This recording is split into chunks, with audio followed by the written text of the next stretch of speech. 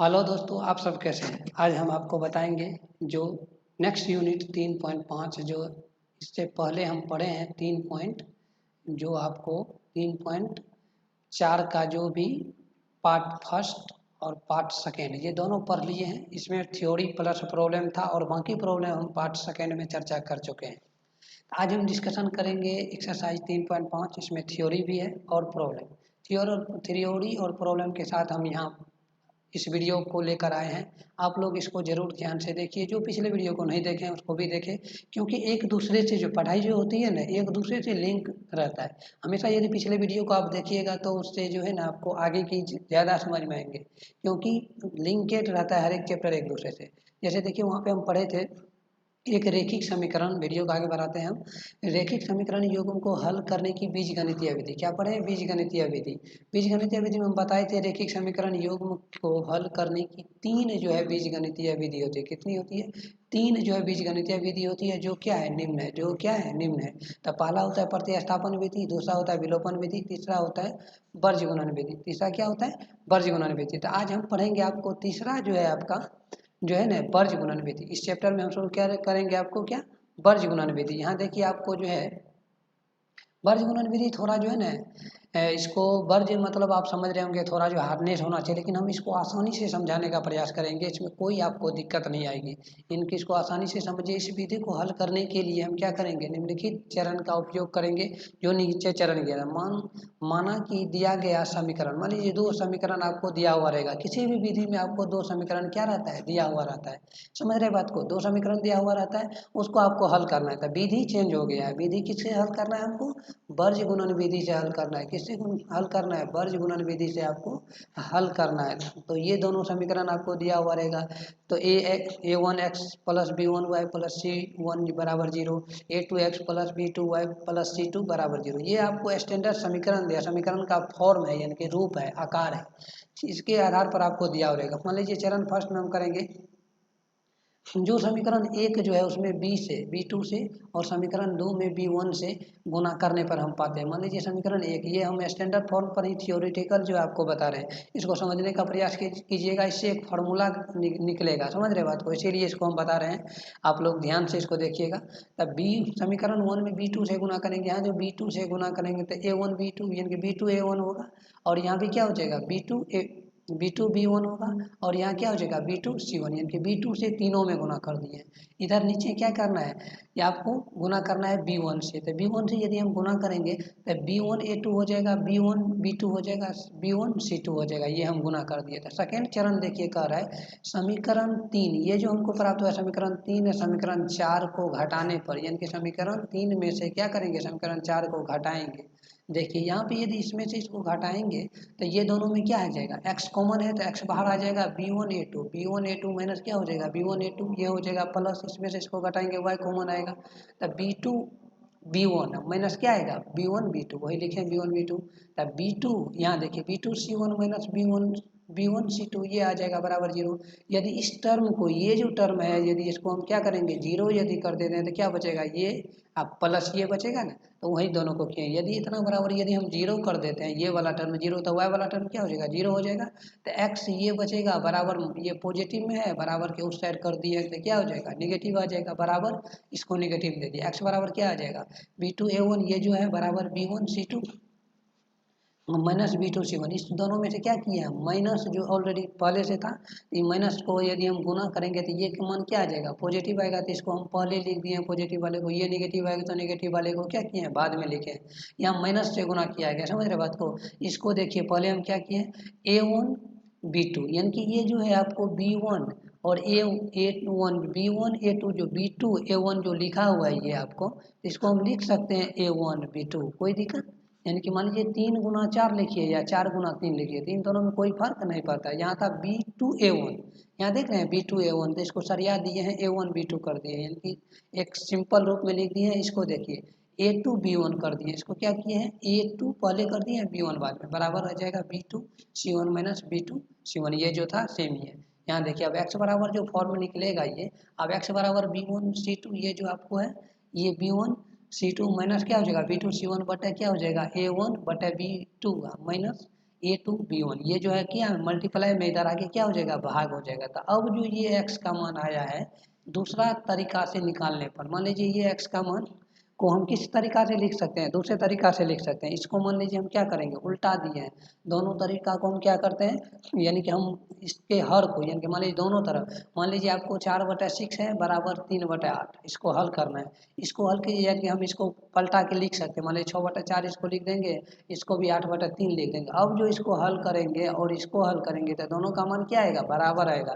तो दोनों तरफ अंश और हर को क्या कर दिए हम, पलट दिए हैं। यानी कि इसमें बटे में 1 है, क्या है बटे में 1 है, तो इसको 1/x लिखे हैं, क्या लिखे हैं 1/x लिखे हैं, देख रहे हैं। और ये जो नीचे वाला टर्म था इसको ऊपर लिख दिए, ये जो ऊपर वाला था उसको क्या किए नीचे कर दिए। यानी कि दोनों तरफ जो है हम अंश और हर को क्या कर दिए हैं, कन्वर्ट कर दिए, अंश को हर में हर को अंश में, ये दोनों तरफ किए हैं। अब देखिए अब हम लिख सकते हैं 1/, ये जो है मल्टीप्लाई में है, ये यहाँ आ सकता है और इस x को वहाँ ले सकते हैं हम। यहाँ से कैलकुलेशन कीजिएगा, मान लीजिए ये दोनों का मल्टीप्लाई होगा ना, तो 1/, ये हम नीचे ले आए हैं और ये इस x को कहाँ दिए हैं, ऊपर कर दिए हैं। ये आपको समीकरण बन जाएगा 4, ये एक तरीका से हो गया समीकरण 4। तो x का जो मान हमको वो आया था, तो उस अब x के मान को, इस मान को समीकरण जो 5 आया है, 5 में आया है, उसको समीकरण 1 में या समीकरण 2 में रखने पर, आप 1 में भी रख सकते हैं और 2 में भी रख सकते हैं। ये जो हमको x का मान आया था, यहाँ देख रहे हैं, यहाँ जो x का मान हमको आया है, इस मान को या तो आप 1 में रख सकते हैं या 2 में रख सकते हैं, किसी भी मान में रखते हैं। तो हम देखिए नीचे रखे हैं, तो y बराबर जो है C1A2 माइनस आ जाएगा, तो आपको C2A1 और y A1B2 माइनस जो है A2B1, यानी कि मान रखिएगा तो y का मान क्या आ जाएगा, ये आ जाएगा आपको समीकरण 1 में। यदि x का मान, x के इस मान को समीकरण 5 में जो आया है, ये जो 5 में ऊपर जो आया था, उसको किस में 1 या 2 में रखने पर आपको y बराबर आ जाएगा। कैलकुलेशन कीजिएगा, थोड़ा जो ये कॉम्प्लिकेटेड होता है इसको समझने का प्रयास कीजिएगा, और ये आप हल करके इतना ही आपको आएगा। तो ये जो y का मान आया है इसको आप दूसरे तरीका से लिखते हैं, इस y के मान को दूसरे तरीका से लिख सकते हैं। जैसे हम x के मान को लिखे हैं यहाँ, यहाँ देखिए हम लिखेंगे, यहाँ लिख देते हैं y, यानी कि 1/y जो है हम क्या करेंगे, पलटा देंगे, यानी कि आपको 1 को ऊपर लिख देंगे और y को नीचे लिख देंगे। ये थोड़ा जो है ना, और ये जो नीचे वाला है इसको क्या करेंगे, यानी कि अंश और हर को चेंज किए हैं, नीचे वाले को ऊपर लिखे हैं, ऊपर वाले को नीचे लिखे हैं, देख रहे हैं बात को। ये आ गया आपको 1/y, ये जो है नीचे, ये जो मल्टीप्लाई में किए हुए हैं, तो इस y को भी हम यहाँ लिखे हैं, और ये जो पूरा टर्म यहाँ से लेकर यहाँ तक है, इसको हम यहाँ लिख दिए, क्योंकि कोना कोनी गुना करने पर कोई फर्क नहीं पड़ेगा, बात वही रह जाएगा। तो ये आ जाएगा समीकरण, क्या आ जाएगा आपको 8, समीकरण क्या आएगा 8। यहाँ देखिए समीकरण 6 और समीकरण 8, देखिए ये जो आपको आया इससे पहले समीकरण, ये जो 6 वाला आया है, ये समीकरण को देखिए आप, और ये जो है समीकरण नीचे जो आपको 8 आया, इन दोनों को देखिएगा, तो इसका क्या है LHS, ये वाला पार्ट जो है दोनों का बराबर है, दोनों का क्या है बराबर है ये वाला पार्ट। तो ये वाला भी पार्ट क्या बराबर हो जाएगा, मान लीजिए x के बराबर y है और y के बराबर z है, तो हम लिख सकते हैं x बराबर z, लिख सकते हैं ना, यानी कि इसके बराबर ये है और इसके बराबर ये है, तो दोनों के बराबर क्या लिख सकते हैं, अलग अलग लिख सकते हैं, यानी कि तीनों को बराबर कर सकते हैं। यानी कि इसको ऐसे समझिए, x बराबर यदि 2 दिया हुआ है और y बराबर भी आपको क्या दिया हुआ है 2 दिया हुआ है, तो हम लिख सकते हैं x बराबर y बराबर 2, यानी कि x के बराबर 2 है, 2 के बराबर y है, समझ रहे बात को। तो तीनों को हम बराबर के फॉर्म में लिख सकते हैं, तो उसके बराबर ये है और इसी के बराबर जो ऊपर वाला था, तो दोनों समीकरण से हम क्या लिख सकते हैं, ये जो है आपको फार्मूला एक आ जाएगा, x/b1c2 माइनस b2c1 बराबर आ जाएगा आपको y/c1a2, उसी को लिखे हैं। ये जो आपको टर्म है बराबर 1/ जो ये था, ये फार्मूला आ गया। इससे देखिए इसको याद करने का तरीका जो है नीचे दिया गया है, मान लीजिए ये जो आपको आएगा, ये जो फार्मूला आपको आ गया है x/b1c2 b2c1 बराबर जो y/c1a2 आया है c2a1, यहाँ आ जाएगा a1 b2 माइनस हो जाएगा a2 और b1। ये जो फार्मूला आपको आया था इसको तरीका याद करने का देखिए आपको बता देते हैं। ये मान लीजिए तो होता है x y और 1, ये तीनों लिखे हैं ना, तो यहाँ जो है इसको क्रॉस गुना करके घटाने के लिए, इसको याद करने के लिए आपको जो है दो संख्याओं के बीच जो तीर दिया हुआ था, यानी कि इसको और इसको गुना करेंगे, समझ रहे बात को। तो इसको गुना करेंगे, तो पहले जो पॉइंट है उसको दोनों को गुना कीजिए, b1c2, यहाँ देखिए b1c2 है ना, ये जो x है ऊपर में रह जाएगा, बटा कर देंगे, b1c2 माइनस का चिन्ह आएगा और ये दोनों का मल्टीप्लाई है b2 और c1, यहाँ देखिए b2 और c1 है ना, यानी कि इसी से जो है ना फार्मूला ये आपको निकल रहा है, समझ रहे बात को।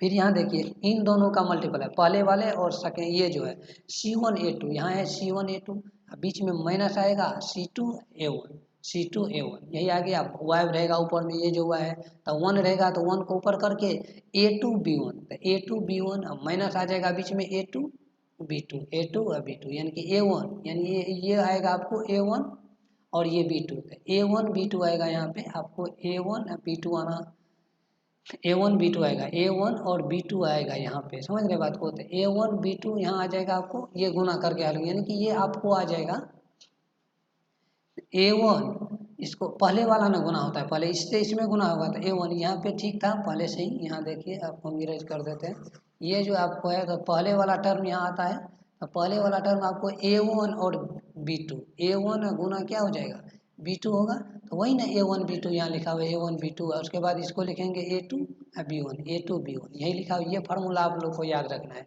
इसको आसानी से हम लिखने के लिए भी नीचे बताएंगे जो कैसे आप किसी समीकरण को आप लिख सकते हैं विदाउट इसको याद किए हुए, समझ रहे बात को, बिना इसको याद किए हुए हम बताएंगे। वही लिखे हैं जो ऊपर में आपको बताए हैं कि दो संख्याओं के बीच के तीर के निशान यह सूचित करता है, ये जो तीर का निशान यह सूचित करता है कि इन्हें गुणा करके दूसरे गुणनफल में से क्या करना है, पहले में से घटाना है। दूसरा जो हमको गुणनफल मिलेगा तो ये जो पहले वाला गुणनफल इससे और इससे हमको प्राप्त हुआ था, इन दोनों के गुणनफल से बीच वाले को क्या करेंगे, घटाना है। बस इसी तरीका से इस फॉर्मूला को याद करना है। यहाँ देखिए आपको जो है हम इसको हम एक और तरीका यदि आपको याद करने का बताते हैं, मान लीजिए आपको आ जाएगा जो है A1x plus B1y plus C1 बराबर 0 है, ठीक राइट। इसको आप लिख सकते हैं A1x प्लस B1y, अब बराबर आ जाएगा यदि C1, ये इसको हम माइनस करके इधर लिख सकते हैं या डायरेक्ट इधर यदि C1 हमको दिया हुआ है इस समीकरण, इस फॉर्म में यदि दिया हुआ है आपको समीकरण, वैसे इसी फॉर्म में दिया रहता है, इसको इधर करके हम प्लस या माइनस कर लेते हैं। इसको यदि हम इरेज कर देते हैं, मान लीजिए इसको हटा देते हैं, आपको इस फॉर्म में समीकरण दिया हुआ है, इस फॉर्म में समीकरण है, अक्सर इसी फॉर्म में रहता है। और देखिए दूसरा लिखते हैं A2x B2y बराबर C2 बराबर क्या समीकरण 2 दिया है। तो अब जो हम निकालेंगे, मान लीजिए हम पहले वाले क्या करेंगे, इन दोनों को इन दोनों को क्या करेंगे, हाथ से जो है ना ढक देना है, क्या करेंगे ऐसे हाथ इन दोनों पर देकर ढक देंगे। तो अब देखिए बच क्या रहा है, तो हम ये जो किसका मान निकाल रहे हैं x का, तो x जो मान निकलेगा हम x बटे लिखेंगे आपको B1C2, यहाँ देखिए ये आ जाएगा B1C2 माइनस करेंगे इन दोनों का गुना कीजिए B2C1, ये आ जाएगा आपको x बराबर। अब देखिए बीच वाले हम y वाले को क्या करेंगे, ढक देंगे, y वाले को ऐसे बीच में करके ढक देना है, आपके कॉपी पर रहेगा जो तो कॉपी को ढक देंगे। अब देखिए दो टर्म बचा है, इससे गुना करेंगे इसमें, तो यहाँ आ जाएगा y को निकाल रहे हैं तो y बटे लिखेंगे A1C2, तो A1C2 माइनस आएगा आपको B2C1 ये आ गया आपको y वाला। अब हमको क्या बचा है, अचार पद बचा है, अचार पद में हम क्या लेते हैं 1 लेते हैं, तो 1 बटे, अब इसको यदि हम ढक देंगे थर्ड वाले पार्ट को, यानी कि part first part second part third हम मान लेते हैं, इसको पार्ट फर्स्ट है, ये पार्ट सेकेंड है और ये पार्ट थर्ड है। तो यदि थर्ड वाले पार्ट को यदि हम ढक देते हैं तो इन दोनों का मल्टीप्लाई करना है यहाँ से, तो A1 बटे B2 ये आ जाएगा A1 B2, हम माइनस आएगा A2 B1, यही तो फार्मूला हम लोग ऊपर लिखे हैं ना, देख रहे हैं बात को, यही आ जाएगा आपको सिंपली। इसी तरीका से फार्मूला को आप आसानी से याद कर सकते हैं विदाउट उतना झंझट किए हुए, समझ रहे हैं। तो इस तरीका से आप लोग समीकरण को हल कीजिएगा, डायरेक्ट इसको ढकिएगा, इन दोनों का गुना करके बीच में माइनस करना है, फिर बीच वाले को ढकिएगा, इन दोनों का गुना करके बीच में माइनस करना है, फिर लास्ट वाले को ढकिएगा, इन दोनों का गुना बीच में माइनस करिएगा, तो एक्स वाई और 1 में रिलेशन आपको आ जाएगा। इसको देखिए हम एग्जाम्पल के द्वारा समझते हैं। और डायरेक्ट जो आपको यदि C1 C2 इधर दिया हुआ है, मान लीजिए एक चीज़ और बता देते हैं आप लोग को, A1x है प्लस B1y है, आप प्लस इधर ही यदि C1 है तो समझ रहे हैं बात को, तो ये जो है आपको आ जाएगा माइनस में मान आता है, यानी कि डायरेक्ट जो ये मान आप लिखिएगा ना, तो ये मान लिखिएगा तो आपको यहाँ माइनस लगाना पड़ेगा और यहाँ भी माइनस लगाना पड़ेगा, समझ रहे बात को। इस तरीका से यदि लिखिएगा तो, क्योंकि यहाँ देखिए जो आपको आएगा ये वाला टर्म, तो ये वाला टर्म में क्या आएगा, इसमें भी माइनस आता है, इधर कर कीजिएगा तो क्या आ जाएगा माइनस आएगा ना, तो वही माइनस यहाँ जो है ना आपको कॉमन लेकर दोनों ऊपर में माइनस चला जाता है, समझ रहे बात को। और ये जो है इसके दूसरा मान इसको निकालिएगा तो इन दोनों में भी क्या आता है माइनस आता है, माइनस मान आता है ना, अब माइनस आता है तो यहाँ भी आपको माइनस लगेगा। तो ये बात आप लोग ध्यान में रखिएगा, यदि आप इस तरीका से हल कीजिएगा तो यहाँ माइनस और यहाँ माइनस लगाना है, यदि डायरेक्ट यदि C1 इधर है, इधर ही करके बना रहे हैं, तब क्या लगेगा, यहाँ माइनस नहीं लगेगा, याद रखिएगा ये बात। अब देखिए हम प्रॉब्लम पर चलते हैं। जो आपको प्रॉब्लम जो आपको दिया हुआ है, ये प्रॉब्लम आपको नेक्स्ट जो आपको दिया हुआ है तो वो दिक्कत नहीं होगी। नेक्स्ट देखिए आपको प्रॉब्लम नंबर है यहाँ पे आपको 6, यानी कि 6 नहीं है, पेज नंबर ये 6 है, प्रॉब्लम नंबर क्वेश्चन 1 है। आपको प्रॉब्लम फर्स्ट देखिए, निम्न रेखिक समीकरण युग्मों में से किसका ए अद्वितीय हल है। मान लीजिए इसको आप देखिए, वो 3 केस जो बताए थे, अद्वितीय हल और कोई हल नहीं और एक अपरिमित रूप से अनेक हल, ये तीनों हल के बारे में आपको देखना है। कह रहा है अद्वितीय हल के स्थिति में वर्ज गुणन विधि से हल करना है। अद्वितीय हल यदि आपके पास है तो उसको किस विधि से हल करना है, वर्ज गुणन विधि से, जो ऊपर में अभी थ्योरी हम पढ़े हैं। यहाँ देखिए, अब नेक्स्ट चलते हैं problem number first. Problem number first देखिए आपको है जो A1, यहाँ पे x माइनस 3y बराबर -3, इधर ही देखिए C1 इधर ही करके दिया हुआ है, तो इसको उस तरीका से करने की जरूरत नहीं है, डायरेक्ट ही जो विदाउट माइनस का काम करेंगे। तो 3x माइनस 9y बराबर -2 समीकरण 1 और ये 2 दिया हुआ है। इसको हम देखेंगे, पहले तो हम ये तीनों केस चेक करना है, ये अद्वितीय हल है या कोई हल नहीं है या अपरिमित रूप से अनेक हल है। यहाँ देखिए हम तीनों केस यहाँ लिख दिए आप लोग को याद करने के लिए। जब यदि आप लोग आपको ध्यान में न हो तो देखिए, अद्वितीय का केस कब होता है, A1/A2 does not equal to B1/B2 आएगा तो क्या होता है, अद्वितीय होता है। A1/A2 बराबर B1/B2 बराबर C1/C2 होता है तो क्या होता है, अपरिमित रूप से अनेक हल होगा। और केस थर्ड देखिए, A1/A2 बराबर होगा B1/B2 और does not equal to C1/C2 होगा तो क्या होगा, कोई हल नहीं होगा। समझ रहे बात को, कोई हल नहीं होगा। तो यहाँ देखिए आपको आ जाएगा A1/A2 बराबर 1/3, B1/B2 बराबर आ जाएगा -3/-9, तो ये आ जाएगा 1/3 और C1/C2 बराबर आ जाएगा 3/2। तो A1/A2 बराबर हो जाएगा B1/B2 और डज नॉट इक्वल टू आ जाएगा C1/C2। समझ रहे बात को। तो ये जो है यह समीकरण युग्म का कोई हल नहीं है। हमको जो वर्ज गुणन विधि से ज्ञात करने के लिए है, कब, जब इसका हल क्या हो, अद्वितीय होगा। हल क्या होगा, अद्वितीय होगा ना, उस स्थिति में हमको क्या कर रहा है, वर्ज गुणन विधि से हल करना है। अद्वितीय अद्वितीय तो ये आया नहीं है, इसीलिए इसको वर्ज गुणन विधि से हम हल नहीं करेंगे। देखिए नेक्स्ट प्रॉब्लम चलते हैं हम 1 का 2 नंबर। नेक्स्ट प्रॉब्लम है आपको 1 का 2 नंबर। यहाँ देखिए आपको उस तरीका से भी हल कर सकते हैं, यदि डायरेक्ट आपको जो है हम बताए थे, जो C1 देखिए इधर है और C2 भी इधर है, तो डायरेक्ट हम उस मेथड से निकालिएगा तो वो भी आपको आ जाएगा। तो पहले हम इसको इसी मेथड से कर लेते हैं, जो माइनस इधर कर लिए हैं, तो 2x + y माइनस आ जाएगा 5 बराबर 0 समीकरण 1। यहाँ आ जाएगा 3x + 2y बराबर जो 8 दिया हुआ है, तो इसको हम लिख सकते हैं 3x + 2y - 8 बराबर 0 समीकरण 2।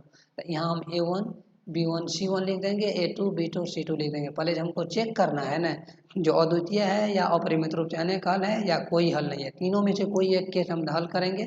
और अद्वितीय के केस में वर्ज गुणन विधि से हल करना है। किस केस में हल करेंगे, यदि समीकरण अद्वितीय वाला हमको आता है तब हम किस विधि से हल करेंगे, वर्ज गुणन विधि से हल करना है। समझ रहे बात को, ये केस आएगा तब हम हल करेंगे वर्ज गुणन विधि से। समझ रहे बात को। यहाँ देखिए आपको आ जाएगा A1/A2 does not equal to आ जाएगा B1/B2। तो देखिए, अतः यह समीकरण युग्म का क्या है, अद्वितीय हल है। अतः यह समीकरण युग्म का क्या है, अद्वितीय हल है। तो वर्ज गुणन विधि से हल करते हैं। वर्ज गुणन का फॉर्मूला अभी हम जस्ट लिखे थे आपको, x1/B1C2 - B2C1 y/C1A2 -C2 A1 बराबर है 1/A1B2। तो देखिए इसमें तीनों पर हम मान बैठा दिए हैं। मान बैठाने के बाद आपको ये 3 केस आ गया, इतना बराबर, ये तीनों केस क्या है, आपस में बराबर रहता है। प्रथम दो संबंध से यहाँ नहीं, यहाँ प्रथम और अंतिम संबंध से लिखना है, ये 2 नहीं आएगा यहाँ पे, ये रॉन्ग है। यहाँ पे आपको आ जाएगा प्रथम और अंतिम संबंध से, प्रथम और अंतिम संबंध से। क्या लिखना है, प्रथम और अंतिम संबंध से, इस बीच में आएगा प्रथम और अंतिम संबंध से। प्रथम संबंध x बटा क्या है 2, तो उसको हम पहले लिख दिए हैं बराबर 1/1, ये तो 1/1 आ गया, तो बराबर आ जाएगा। अब x बराबर क्या करेंगे 2, x का मान क्या आ जाएगा 2। अंतिम दो संबंध करेंगे, अंतिम दो संबंध मतलब y/1, ये जो संबंध है और ये जो संबंध है, इन दोनों को लिखेंगे y/1 बराबर लिखेंगे 1/1, बराबर आ जाएगा y का मान 1। तो हम यहाँ लिख सकते हैं x बराबर 2 और y बराबर 1, यही हमको निकालना था वर्ज गुणन विधि से। नेक्स्ट प्रॉब्लम चलिए तीसरा, 1 का 3 नंबर। 1 का 3 नंबर प्रॉब्लम देखिए आपको है 3x - 5y बराबर 20। 3x - 5y बराबर 20, इसको हम 20 को इधर ले आते हैं, 3x - 5y - 20 बराबर 0 समीकरण 1। उसी तरह 6x - 10y बराबर 40, तो 6x - 10y ये पॉजिटिव में इधर आएगा तो क्या होगा, नेगेटिव होगा, बराबर 0। ये आ गया समीकरण 2। समीकरण क्या आ गया, 2 आ गया। तो हम फिर यहाँ लिखेंगे A1 B1 जो मान दिया हुआ है C1 और A2 B2 और C2, इन तीनों का मान बैठा के सब लिखा हुआ है आप लोग। यहाँ देखिए A1 बटे A2 निकालेंगे 1/2 आया है, B1 बटे B2 निकालेंगे 1/2 आया है, C1 बटे C2 निकालेंगे 1/2 आया है। तो देखिए यहाँ तीनों केस क्या हुआ है, बराबर है, तीनों केस क्या है, बराबर था। ये क्या हो जाएगा, यहाँ लिख देंगे चूंकि A1 बटे A2 बराबर है, B1 बटे B2 बराबर है, C1 बटे C2, अतः इस समीकरण युग्म का अपरिमित रूप से क्या है, अनेक हल है। अपरिमित रूप से क्या है, अनेक हल है। तो अनेक हल के केस में वर्ज गुणन नहीं करना है, वर्ज गुणन किस विधि में करना है, आपको अद्वितीय का केस आएगा तब वर्ज गुणन करना है। तो ये आ गया आपको अपरिमित रूप से अनेक हल, इसका भी वर्ज गुणन से हल नहीं करेंगे। नेक्स्ट देखिए आपको 4 नंबर का, एक का 4 नंबर प्रॉब्लम है। एक्स माइनस 3y माइनस 7 बराबर 0, ये ऑलरेडी दिया हुआ है। 3x माइनस 3y बराबर -15। तो A1 लिख देंगे, B1 ये आपको लिखने के लिए हम पिछले वीडियो में बता दिए हैं, इसको लिखने में आपको तकलीफ या परेशानी न हो रहा होगा। यहाँ देखिए 1/A1, ये A2 B2, ये 1/A निकालेंगे 1/3 आ गया, B1/B2 निकालेंगे 1 आ गया। तो यहाँ देखिए A1/A2 does not equal to क्या आ जाएगा, B1/B2। जब केस आपको यहाँ ही कट जा रहा है A1/A2 does not equal to B1/B2 हो गया, तो यही केस को क्या कहा जाता है, अद्वितीय केस कहा जाता है। क्या कहा जाता है, इस समीकरण का हल क्या होगा, अद्वितीय होगा। समझ रहे बात को। तो अद्वितीय के केस में हम किस विधि से हल करेंगे, अद्वितीय के केस में आपको हल करना है वर्ज गुणन विधि द्वारा। समझ रहे बात को। तो अब इसको हम चलते हैं वर्ज गुणन विधि से हल करते हैं। यहाँ देखिए पहले हम फार्मूला जो जानते हैं उसको हम लिख देंगे, यानी कि x/B1 C2 minus B1 B2 C1 बराबर लिख देंगे C1 A2 माइनस कर देंगे C2 A2 बराबर A1/A1 B2 माइनस करेंगे A2 B1। ये हम लिख दिए। यहाँ देखिए आपको आ जाएगा x/, ये मान बैठा दिए, इन दोनों को मल्टीप्लाई करके आप लिखिएगा तो 45 आएगा, माइनस आपको इन दोनों को हल करके गुना B1 और C1, ये जो मान ऊपर दिया हुआ है इन सब मान के द्वारा जो ये हल करके हम नीचे लिखते हैं। यदि इसको हल करके लिखिएगा आप तो ये -21 + 15 आएगा, -3 और +9 आएगा। तो इन दोनों को हल कीजिएगा तो 24, इन दोनों को हल कीजिएगा तो -6 और इन दोनों को हल कीजिएगा तो 6। प्रथम और अंतिम संबंध से, इससे और इससे पहले हम निकालेंगे प्रथम और अंतिम संबंध से x/24 बराबर 1/6, तो 6x बराबर 24 आएगा, x का मान 4 आ गया। अंतिम दो संबंध से क्या करेंगे, अंतिम दो संबंध यानी कि y और ये अंतिम वाला टर्म लेना है दोनों, तो y/-6 और 1/6, 6 क्या हो जाएगा, कट जाएगा। तो 6y बराबर हम -6 से भी लिख सकते हैं, या डायरेक्ट यहाँ कट जाता है, ये और ये कट जाता है, डायरेक्ट y बराबर हम लिखिए ऐसे भी लिख सकते हैं, या आप क्रॉस गुना कीजिए हैं तब भी लिख सकते हैं y बराबर -1। आ गया x बराबर 4 और y बराबर -1, ये आ गया समीकरण आपको हल x और y का मान। अब नेक्स्ट प्रॉब्लम देखिए चलते हैं, 1 का 2 नंबर, 1 का 2 नंबर आपको हल करना है। यहाँ देखिए a और b का मान निकालना है। किसका मान निकालना है, a और b का यदि आप मान निकालिएगा तो देखिए a और b का मान निकालने के लिए आपको रेखिक समीकरण युग्मों को अपरिमित रूप से अनेक हल होंगे, यानी कि कह रहा है a और b के किन मान के लिए अपरिमित रूप से अनेक हल। तो ये प्रॉब्लम में ही आपको दे दिया है जो अपरिमित रूप से अनेक हल है। अपरिमित रूप से अनेक हल का भी जस्ट हम केस पीछे पढ़े हैं, जो A1/A2 बराबर होगा B1/B2 बराबर होगा C1/C2 होगा ना, यानी कि तीनों केस यदि बराबर होता है तो क्या होता है, अपरिमित रूप से अनेक हल होता है। तो इन तीनों का हम मान निकाल के देख लेते हैं, तीनों को बराबर करेंगे और उससे क्या मान निकल जाएगा, हमको a और b का मान निकल जाएगा। यहाँ देखिए हम लिखे हैं अपरिमित रूप से अनेक हल के लिए होगा यदि A1/A2 होना चाहिए बराबर B1/B2 बराबर होना चाहिए C1/C2।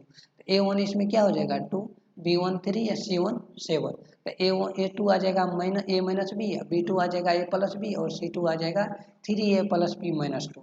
इन तीनों का यदि हम मान बैठाते हैं तब प्रथम दो संबंध इसके बराबर इसको करेंगे और इसके बराबर ये करेंगे। अंतिम दो संबंध और प्रथम दो संबंध से क्या आएगा, ए और बी में रिलेशन आएगा और उसको हम फिर हल कर लेंगे। यहाँ देखिए आ गया A/A-B बराबर A3/A+B, इन दोनों का संबंध लिए हैं, प्रथम वाला और ये सेकेंड वाला, दोनों से हम निकालेंगे एक समीकरण निकलेगा। 2 से इधर क्रॉस गुना करेंगे, इससे गुना इसमें होगा और इससे गुना इसमें होगा। इन दोनों को गुना करेंगे 2A + 2B बराबर 3A-3B। इन दोनों को 2A- ये पॉजिटिव में इधर आके नेगेटिव हो जाएगा, ये नेगेटिव में ऑलरेडी है, ये पॉजिटिव में इधर आएगा तो नेगेटिव हो जाएगा। इन दोनों को हल कीजिएगा तो A बराबर कितना आ जाएगा 5B, A बराबर 5B आ जाएगा। समीकरण 3 इसको मान लेते हैं। अब अंतिम दो संबंध से देखिए हम निकालेंगे जो क्या आता है। अंतिम दो संबंध से जो हम निकालेंगे तो 3/A+B होगा।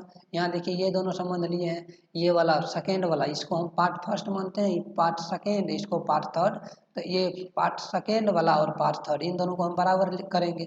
इन दोनों को बराबर करके यदि हम समीकरण निकालते हैं तो क्या निकलता है देखिए, 3/a+b बराबर 7/3a+b-2, ये दोनों समीकरण को यदि हम हल करेंगे इन दोनों केस में तो 9a 3 से गुना होगा इनमें, अब प्लस होगा क्या 3b या माइनस होगा 3 दूना 6, ये आ जाएगा 7a+7b, क्रॉस गुना हुआ है, इससे इसमें हुआ है और इससे इसमें हुआ है, समझ रहे बात को।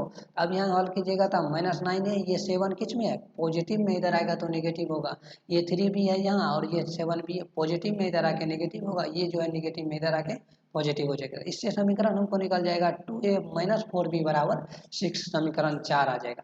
अब देखिए a बराबर जो 5b हमको यहाँ निकला है, तो अब समीकरण हम क्या करेंगे, 4 में यदि हम a का मान रखते हैं तो b का मान आ जाएगा ना, तो यहाँ देखिए ये मान रखने पर तो a गुना 5b, यहाँ जहाँ पे a है हमको वहाँ पे क्या रखेंगे 5b का मान रखेंगे, तो 5 ये दोनों को मल्टीप्लाई करेंगे हम तो क्या हो जाएगा 10b, क्या आ जाएगा 10b आ जाएगा, माइनस हम 4b करेंगे तो इन दोनों को हल कीजिएगा तो क्या आ जाएगा 6b आएगा ना, तो वही लिखे हैं 6b, यहाँ आ जाएगा आपको पॉजिटिव में, ये 6b ऑलरेडी यहाँ पे है तो 6b बराबर 6, तो हम b बराबर क्या लिखेंगे 1, b का मान क्या आ गया 1 आ गया।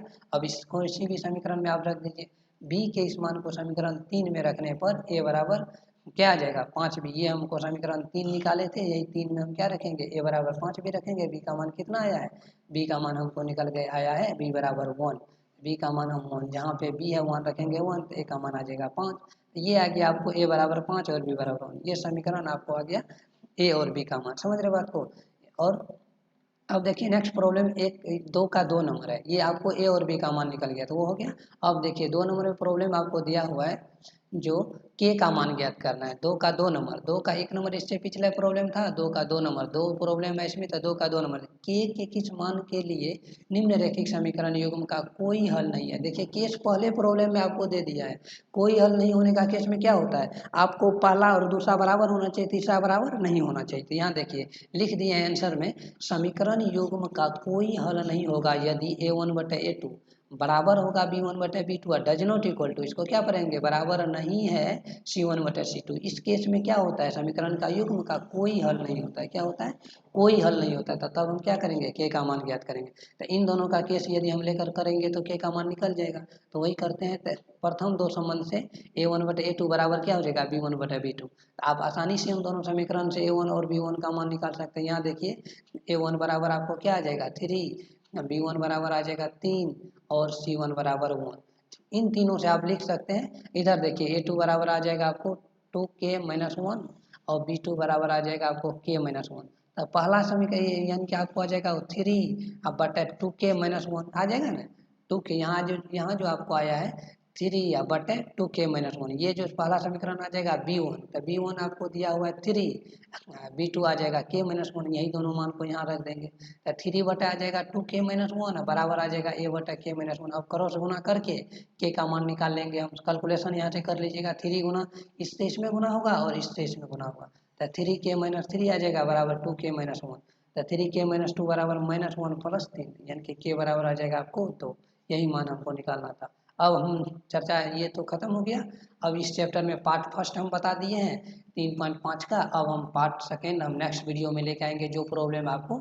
बचा हुआ है, ये पार्ट फर्स्ट हम इसमें कर दिए हैं और पार्ट सेकेंड हम नेक्स्ट वीडियो में चर्चा करेंगे, इसीलिए जुड़े रहे इस चैनल के साथ, आपको A to Z सॉल्यूशन मिल जाएगा 10th के मैथमेटिक्स का, हर एक चैप्टर का थ्योरी प्लस प्रॉब्लम के साथ। जुड़े रहे इस चैनल के साथ और हमेशा मुस्कुराते रहे। देखिए शिक्षा जो है ना एक बहुत बड़ी चीज़ होती है, इससे आप लोग जुड़िए और अच्छा से शिक्षा ग्रहण कीजिए। जो 10th के क्लास के स्टूडेंट है उसके लिए तो अभी बहुत अपॉर्चुनिटी है, अपने अच्छा से पढ़िए और अपने मैथ साइंस को भी पढ़िएगा और अदर विषय है उसको भी अच्छा से हर एक स्टेप को का कैलकुलेशन कीजिए और पढ़िए और अच्छा से नंबर लाइए और अपने माता पिता और गांव का नाम रोशन कीजिए। समझ रहे बात को।